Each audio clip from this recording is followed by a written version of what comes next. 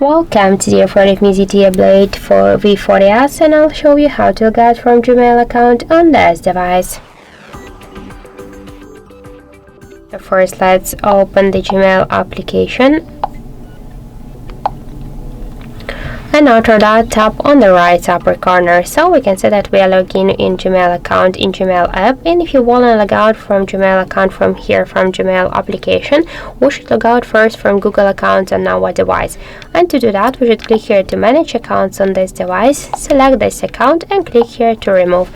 After that, we should confirm our action by click here to remove account again, and we can see that in Google account settings we stay only with one.